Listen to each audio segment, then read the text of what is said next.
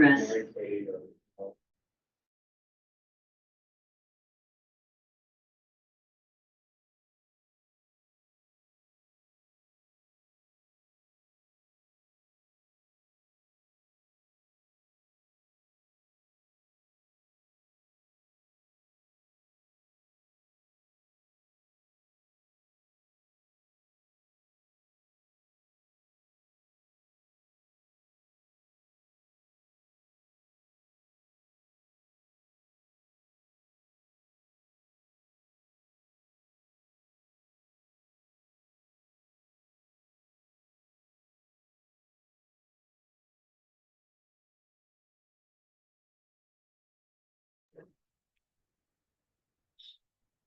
Tracy Herring.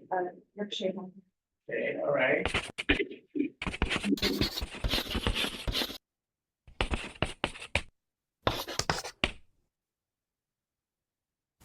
Hi, this is Brian. Welcome back to Philosopher's Notes TV. Today, another great book, Steal Like an Artist. Steal Like an Artist by Austin Kleon. Subtitle, 10 Things Nobody Told You About Being Creative. This is a great, fun, inspiring book. It's also a beautiful little book, packed with drawings and doodles. Makes for a great coffee table addition to your household. Austin describes himself as a writer who draws. And just a fantastic book. We've got a philosopher's note, bunch of my favorite big ideas. This book reminds me of Stephen Pressfield's War of Art, in that trilogy, right, of the War of Art, Do the Work, Turning Pro. I'll put links to the PNTV episodes on each of those below. We're also going to feature Austin's other book, Show Your Work, soon.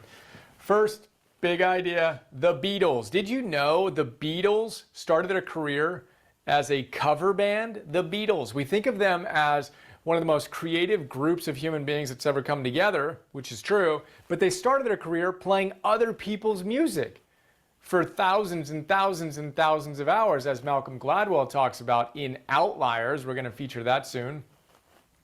But the basic idea here is when we think about stealing like an artist, first of all, let's be clear, stealing like an artist does not mean stealing people's work as a plagiarist and not giving them credit for their work. It means borrowing and stealing and integrating every aspect of the art that you admire, the books that you love to read, and just your life's experiences into your own work. Right? We're stealing all these little gems and integrating them into our lives. And one of the ways we do that is by copying the greats. So the Beatles copied all these other bands as they developed their own style. But no one is born with their own style. You create it as you, as Austin says, model your heroes. Who are the people you admire, who you aspire to be more like? Well, copy them. That's what Kobe Bryant did. He watched all of his favorite athletes, basketball players, of course, and he tried to integrate their signature moves into his game. He copied them. Hunter S. Thompson. I shared this story as Twyla Tharp shared it in The Creative Habit. Hunter S. Thompson got out his typewriter and he literally typed The Great Gatsby and Farewell to Arms, Hemingway's Farewell to Arms. He typed them out word by word on his typewriter from word number 1, page 1, to the end of the book, just so he can have the experience of writing a masterpiece. He wanted to know what it felt like to type that well. It's amazingly powerful stuff. It's what I'm doing. I'm putting another 10,000 hours in over the next 5 years, reading some of my favorite and some of the best teachers and writers and authors out there so that I can integrate them into my work. It's a very deliberate practice. Who do you admire? How do you start copying their work into your own, giving them credit, thanking them for the inspiration, and then taking it to the next level in your own work? That's the first big idea. Second big idea is to be boring. If you want to be creative, you need to be boring. Austin says, look, the out-of-control, drug-addicted artist, that's been played out. If you want to have creativity, that takes a ton of energy, and you can't be dissipating it in a life that's out of control. You need to create routines in your life. You need to create a boring life such that you can create an inspired, creative domain and world for yourself. Use up all that energy that you used to dissipate, put it into a focused set of routines. In the note, we talk more about Scott Adams, creator of Dilbert. He's got such great wisdom on The fact that he doesn't think about what he's going to do at 6:20 a.m. on a Saturday morning. He knows what he's going to do. And he jokes that there are people who spend like 2 hours planning how they're going to do an hour task. And he says, look, I don't waste my energy on that, my time or my willpower trying to figure things out. I reduce my choices by having a routine, and I live a boring life. Another cool idea, Austin had a 9-to-5 job. He was a full-time web designer while he was getting his writing career off the ground. But he created a boring life such that he can pour his energy into his creativity. And he did so by having routines. It's a huge idea, which brings us to the third big idea.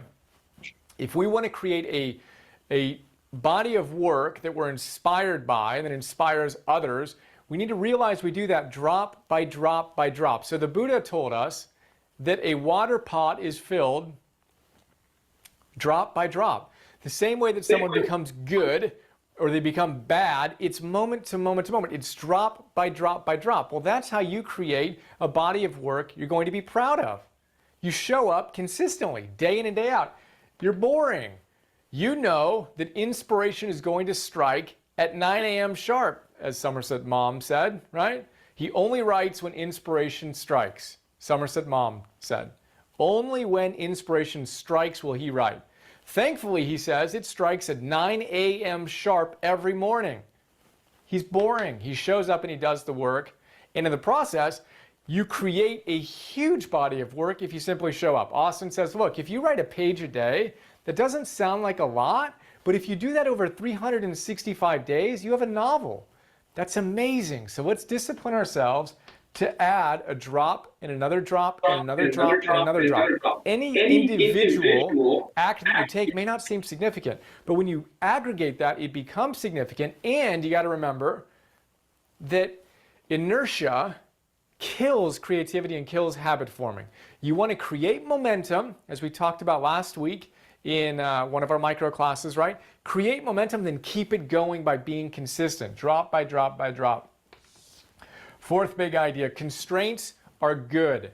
Constraints are good. Steve Chandler, when I was working with Steve, awesome, for a couple of years, he taught me that constraints are good. He used the example, Alan Watts said, look, tennis, that's our tennis court roughly. Is that a tennis court? Not quite, but you get the idea. That doesn't look anything like a tennis court. But let's pretend that was a tennis court. Tennis is more fun with a court. If you're just banging a ball around and you have no constraints, well, that's kind of interesting. But tennis is only really interesting when you have to hit it over the net and you have to keep it between the lines and you create deliberate constraints in your life. So we want to create constraints in our lives, in our creativity, right? Stravinsky, I share a quote in the Philosopher's Note. He says the more constraints, the better. And the more arbitrary, the better, because it forces you to come up with something you wouldn't otherwise come up with. In my own work, every single one of my Philosopher's Notes is 6 pages long. That's a deliberate constraint. People ask me, why don't you make this one 8 pages long? There's so much good stuff, maybe even 9 or 10. And sometimes I wish I had a longer one, but it's 6 pages. It's not 4 pages sometimes, maybe 5, sometimes 7, sometimes 8. It's 6. And that consistency makes it really easy for me to know this is my constraint.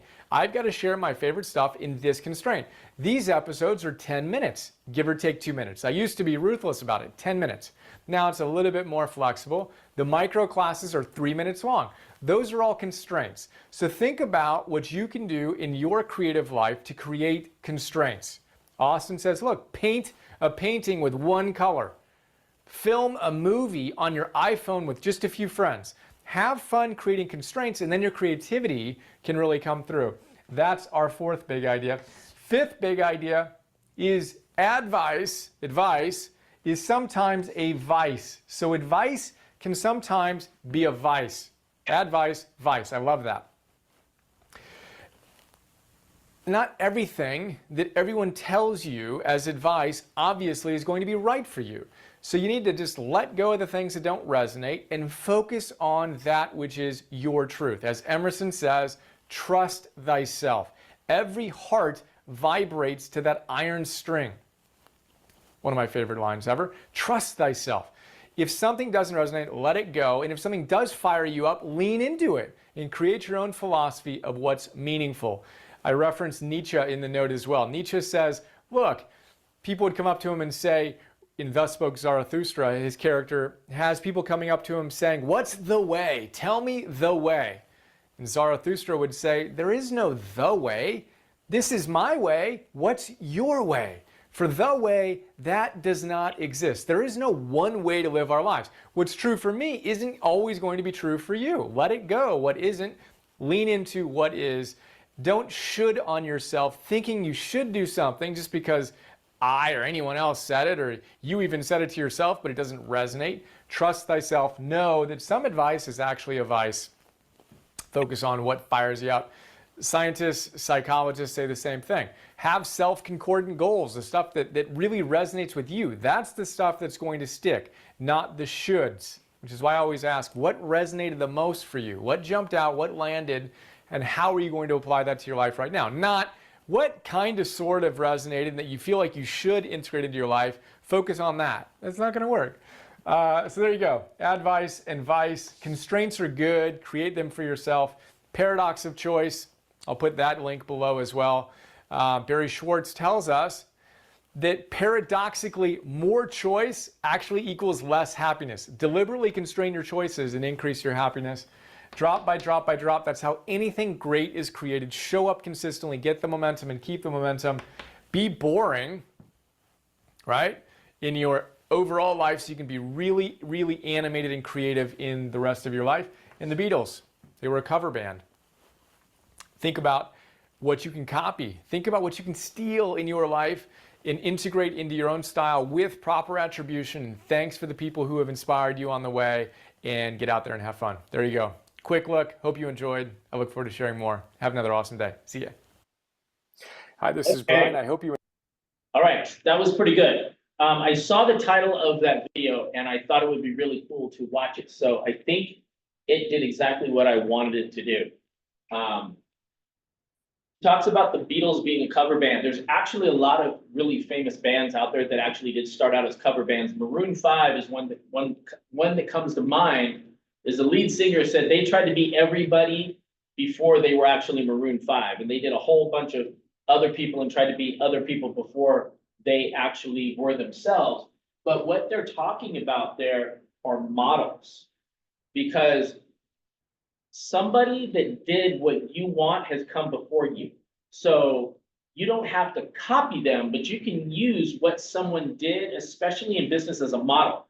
So you can see somebody that does expired listings or does SOI or does door knocking really well. And you can basically copy the way they do it and then put your own little spin on it, because you're never going to duplicate them perfectly because you're not them. But this is something our company talks about a lot. That's what the Millionaire Real Estate Agent book is about. It's about models and habits and systems.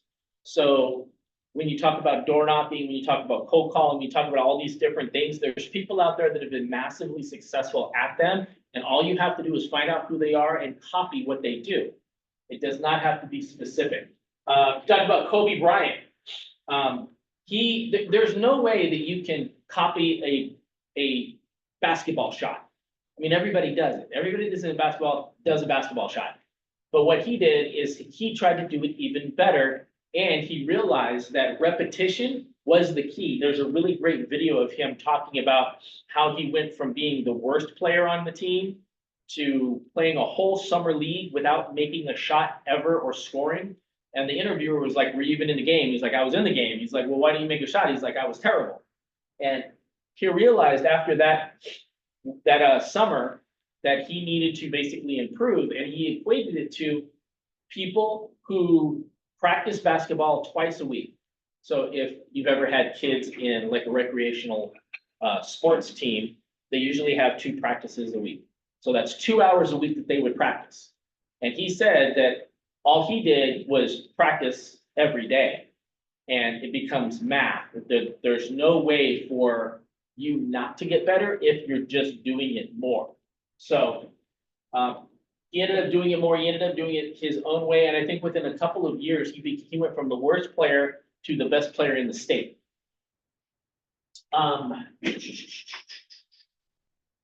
The be boring part. I always talk about this when it comes to real estate because the sexy part of real estate, getting the check and cashing the commission check and getting those big numbers, that's such a small amount of time. The boring part is doing the lead generation and the lead follow-up and the consistency behind that. That is so boring, so monotonous, and it's the one part that most people don't want to do, but is probably the most valuable part. Consistency, same routine, create to grow. If you are lead generating every day, if you're going to the gym every day and you're consistent and you're trying to grow, which means you are calling more people, you're having more difficult conversations, you're lifting more weight at the gym, you're trying to have better form, all of that's going to create growth. If you do that in your business, it will help your business thrive. You'll get referrals, more people will know you. And in the gym while you're working out, your muscles will become stronger, they'll get bigger, you'll lose weight.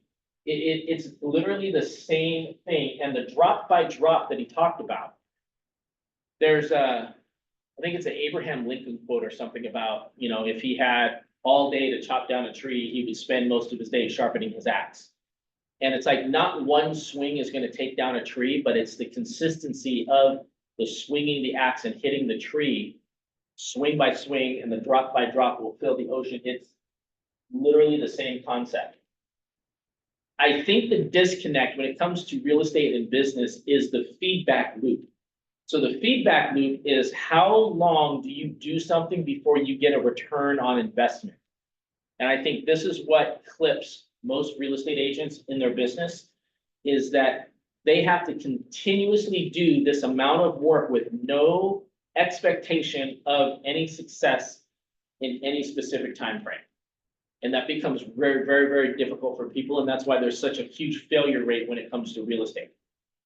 But if you are consistent and aggressive, which means you are doing your lead generation every day, you are following up with people every day. If you are consistent with that, and I would say even add a coach in there, you have a coach that's helping you, that's going to help you give you feedback as far as what you're doing, how you're doing it, how you can improve. Your feedback loop will get shorter. But I think that's really, really important. Another thing I see in the real estate business is the advice and vice. A lot of people want to get advice from people in real estate. They want to ask people's opinions. There is a lot of people out there that give advice and they've never done what you're trying to do. So it's really hard to give it. I can't see how people take advice from somebody that's never done. And that happens a lot. There's a lot of office managers, a lot of team leaders, a lot of people out there that will give advice on things that they've never done. It's more of like they're parroting something they've heard before. I find that very, very difficult to see. And who's your advice coming from? When you ask people's opinion, who's your advice coming from? When somebody says it can't be done, have they ever done it? Have they ever tried? Has somebody else done it? If somebody else has done something that you're trying to do, if anybody that looks remotely like you has done something that you're trying to do, that means you can do it too. You just have to find your path. And I find that speed in business on the same concept is really important. A lot of people like to wait to make a decision. What I found is that time does not help you make a decision, information does. So where are you getting your information? And the quicker you make a decision on what you're trying to do on either lead generation, office, team, or whatever, the quicker you make a decision will be the quicker you get to where you're trying to go. I'll give an example. Is that if somebody was going to join the office and they were like, I need to think about it. What are they really thinking about? And let's say joining Compass is not the best idea, but they're waiting to think about it. And really joining us is the best decision. So if somebody waits to join Compass and they wait a month, 2 months to think about it, then they join Compass and that's not the fit for them. And then they jump over here and now this office is a fit for them. If they would have made that decision sooner, because when you make a decision, it's either a good decision or it's a bad decision. So if you make a decision and it's a bad decision, why would you want to wait? Because you don't really know until you make the decision. If you're like, well, this is a good choice, I'm going to go there. I would rather find out it's a bad decision faster. And so cut that time out so I can make the next decision to get to where I need to be quicker. Does that make sense? sometimes I think I talk in riddles sometimes, and I'm not sure if did you understand me? Yeah. Okay, good. If you understood me, that's all. But speed to lead, speed in business, this is really important. The constraints that are good helps you improve, helps you be precise. And that's why the goal is small. So I liked his tennis analogy. So when you put constraints on your business, it actually helps you improve. So when you like look at a basketball player, like they're like when they talk to you about making a shot, they don't like let your arms go wherever they want. There's like keep your elbows in, keep your hands a certain way, and then you have to have constraints on how you do that, because what it does is it makes you shoot better, it makes you more precise, and it's the same in business. When you are constrained with time and script and certain things, it makes you better at what you do, because it's just not all over the place. Has anybody ever had to like make a decision on like, I want to eat out and I have 20 different choices? It's really difficult, but it's easier if you had 2 choices. So when you put constraints on your business, it actually helps you a lot. In sports, that's why the goal is so small, or like on a soccer goal or a football goal, depending on where you're at. That's why there's a person in front of it. The goal seems really large, but now you got somebody trying to block you, which makes actually the goal very small. A basketball hoop is not very big. And those constraints actually make you more accurate and better at what you do. It's the same thing in business. I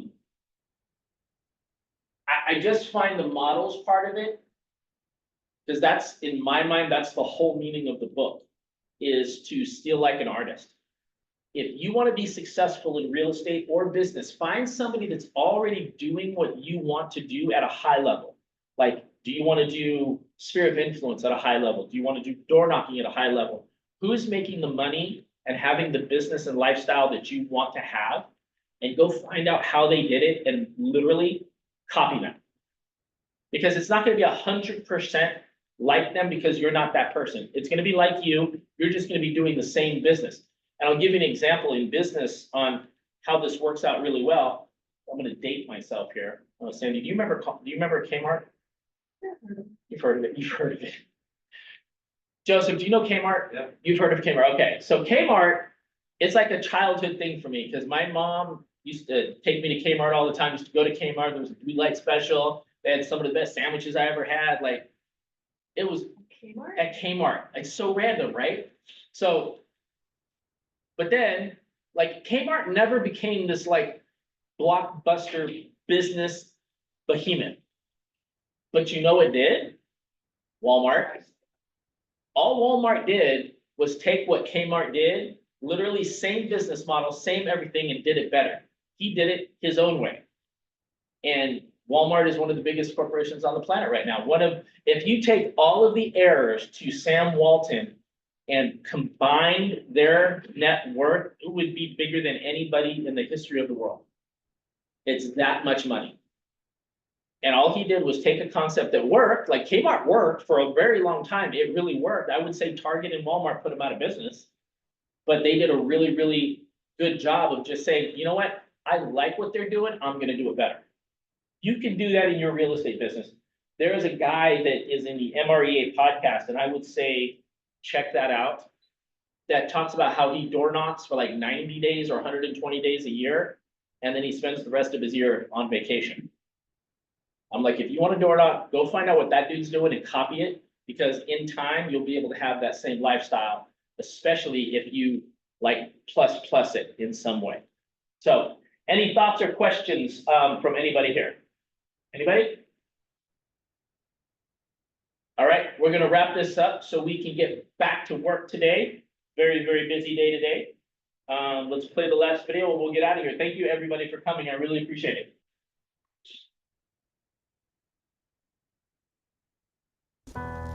So many people out there fail, not because they don't have the ability. It's because they don't have the heart to go through adversity. The world ain't all sunshine and rainbows. It's a very mean and nasty place, and I don't care how tough you are, it will beat you to your knees and keep you there permanently if you let it. You'll go through some failures. When you're in that darkness, you want to sit there and wait for the light to come. But you can't wait. The only way out is to step forward, to face your fears, to become your own light. There's gonna be a lot of times y'all about to fail. We are all a work in progress. But in that moment, I want you to remember the power of you. You will change the world. Even when you're struggling, even when you're discouraged, and you feel like other people have given up on you, don't ever give up on yourself. The indomitable will, if you have a belief you can do something, the only way you grow that, like in the gym, you grow your muscles by actually exercising them. To grow the individual will to become something, you must get comfortable with fear and failure. They must be your best friends. They're the only one that moves that needle of life. Every hero you guys had was called an idiot, crazy, a loser. You must break society's status quo. Status quo is normality. It's alive but not living. It's death on a stick, guys. The belief of the individual overrides thousands of people with just intent. Safety, comfort zones are dead zones. You have to continue to push yourself because your true potential will never be matched, guys. Nobody is gonna hit as hard as life. But it ain't about how hard you hit. It's about how hard you can get hit and keep moving forward. How much you can take and keep moving forward. Now, if you know what you're worth, then go out and get what you're worth. But you gotta be willing to take the hits. The future rewards those who press on.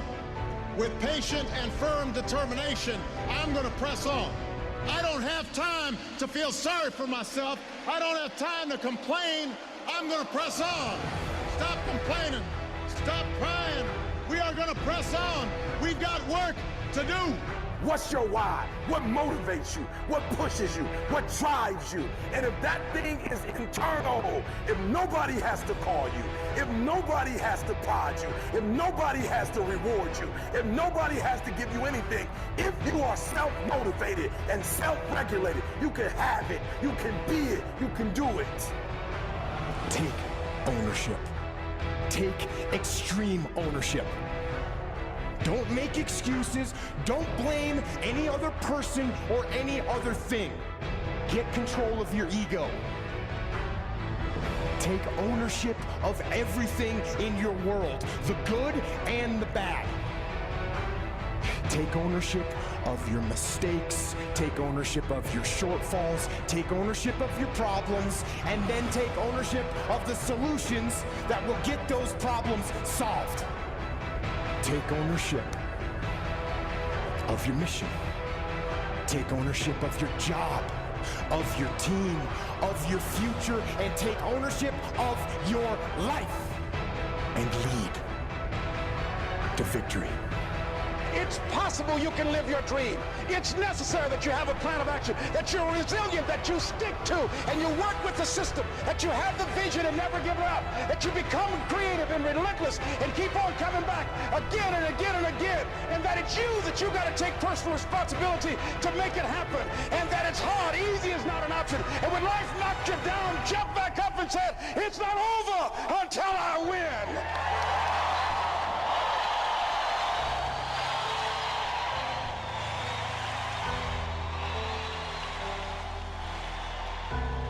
Thanks, Ed.